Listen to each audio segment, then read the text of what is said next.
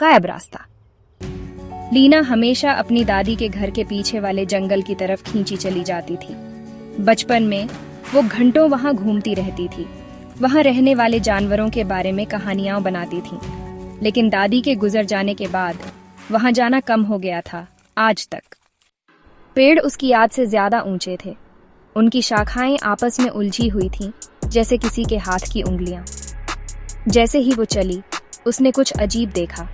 एक पतला सा कच्चा रास्ता गिरे हुए पत्तों के नीचे मुश्किल से दिख रहा था। ये पहले कभी नहीं था। उत्सुकता उसे खींच रही थी। वो रास्ते पर चल पड़ी। वो जितना अंदर जाती, जंगल उतना ही शांत होता जाता। कोई चिड़िया नहीं चहचहा रही थी, कोई पत्ता नहीं हिल रहा था, यहाँ तक कि उसके कदमों की भी आवाज नहीं आ रही थी। उसके पेट में एक अजीब सी बेचैनी होने लगी, लेकिन वो आगे बढ़ती रही। फिर उसने उसे देखा, एक छोटा सा लकड़ी का घर, एक खुले मैदान में। ये बहुत पुराना लग रहा था। इसकी दीवारें काई से ढकी हुई थीं। खिड़की में एक अकेला लालटेन जल रहा था। जैसे ही वो पास आई, दरवाजा अपने आप खुल गया। अंदर पुरानी लकड़ी और किसी मीठी सी चीज की गंध हवा में भरी हुई थी।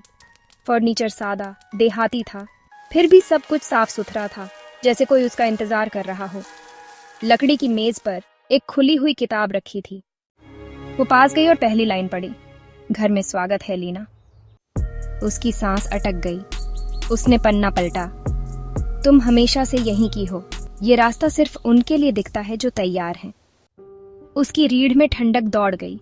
ये कोई मजाक होना चाहिए। वो दरवाजे की तरफ मुड़ी, लेकिन जैसे ही उसका हाथ कुंडी पर पड़ा, वो जम गई। बाहर का जंगल गायब हो गया था। उसकी जगह धुंधले पेड़ों का एक अंतहीन सिलसिला था। उनकी आकृतियां बदल रही थीं, जैसे जिंदा साए।